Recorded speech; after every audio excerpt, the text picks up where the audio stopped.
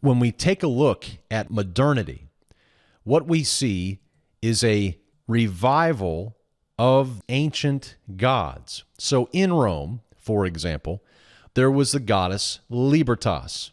Libertas actually had her own Roman temple, and it was constructed on Aventine Hill in 238 BC. The goddess of liberty was worshipped by the ancient Romans. The goddess of liberty was worshipped, so was the goddess of democracy. Remember, we talked about Demokratia, who was the Greek goddess of democracy. These are gods.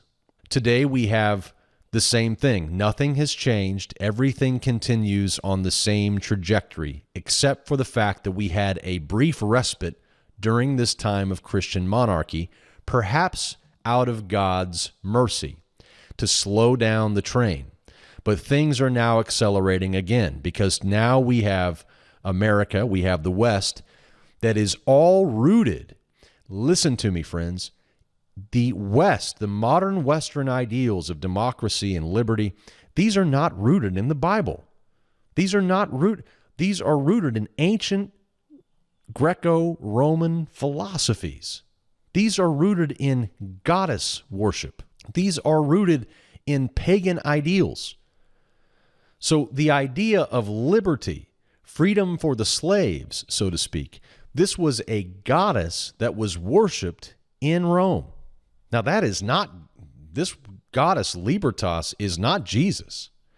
She's not God, but she is an idol to an ideal that the Romans loved.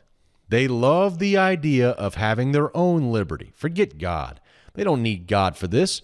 They'll have their own liberty. And it's a goddess. They represent her as a goddess. They simply make a statue for themselves. Yes, and she represents and embodies liberty.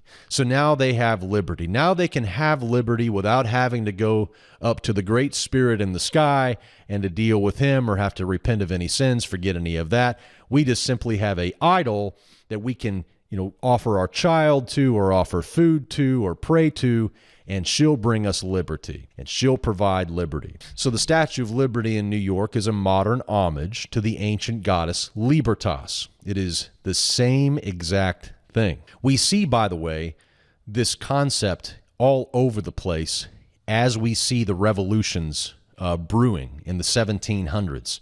In the 1700s, we finally have the Renaissance giving rise to revolt against Christian monarchy. Remember, Christian monarchy is the target of revolution. In France, in America, the target, the bullseye, is placed upon the monarchies. It is not placed upon something else. It is placed specifically upon Christian monarchy. Whenever the American revolutionaries were shooting British Christians, they were fighting against Christian monarchy to establish a new form of liberty. But this new form is actually an old form. It's the form that was created in the Greco-Roman world. So here we have a picture of Marianne. Marianne is the goddess of liberty, the national personification of France. And here you have a very popular image, Liberty Leading the People, by Eugene Delacroix from 1830. This original hangs in the Louvre. But what you may not know is that during the French Revolution, Notre Dame, you've heard of this, no doubt, the cathedral in Paris, was turned into a temple of reason, and for a time, Lady Liberty replaced the Virgin Mary on several altars. This was very revealing. This was a rejection of Mary and Jesus. This was a rejection of monarchy. This was an appeal to man. This was a humanistic revolution. This was an appeal to reason. This was a movement away from faith towards reason. And this, of course, you need to see that the target was Christian monarchy. The target were the ideals espoused in the Bible. In Britain, we have something very similar. And by the way, you can literally find this in virtually every country. Every country has a national personification, usually a woman. In this case, Britannia. You can see her holding a nice cup here with a beast next to her. And she is the British version of this lady who brings liberty. Her name, Britannia. But by the way, Britannia was the Roman name for Britain way, way, way back. That name goes way back. But Britannia is the name of the British version. New Zealand has their own, Zealandia. I mean, you can go through and to see all of the different versions. But my point is that the personification of liberty, the personification of freedom, is always a woman, not Jesus. Okay? It's not Jesus. It's not Jesus. It's a woman. And what do you do for this woman? What are you supposed to do for this woman? Well, look in the picture, you can see. They're killing for her. You see, liberty, the personification of liberty, requires blood. Now, why is that the case?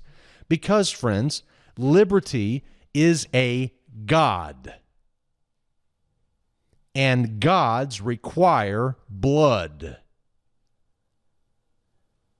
If you want liberty, the way America presents liberty, you must kill. That is why American liberty is not a gift from God. Unless you believe that God requires you to kill for his gifts, then it cannot be from God. American liberty cannot be from God if it requires you to kill for it. That's not how God operates. We know that. We know that from the Bible. We know from the Bible that that's not what God would have us do. God would not have us kill to spread liberty. That's not how it works. Everybody who has read the Bible knows that. That's not how liberty works. He who the Son sets free is free indeed. But you don't have to kill to bring that liberty, do you? And so we must be talking about a very different liberty. And this liberty is represented by a woman who demands blood and who happens to be a goddess, a well-known goddess throughout history, who was suppressed during the time of Christian monarchy, but was revived in the time of the Renaissance. Rebirth. New ideas that are actually old. There is no new thing under the sun. That which was shall be done. So we have today gods masquerading for our philosophies. Now, we tend to look back at ancient cultures and we say, oh, they worship wooden idols. We look in the Old Testament, well, God's always mad at these people worshiping wooden idols. And what are these wooden idols? Well, many people would take wooden idols, local community gods, the domestic gods, and they would put them on their mantles or near their hearth, and they would pray to them daily or offer something to them, food to them, drink to them, whatever the case might be. And we may look back at that and say, oh, how silly.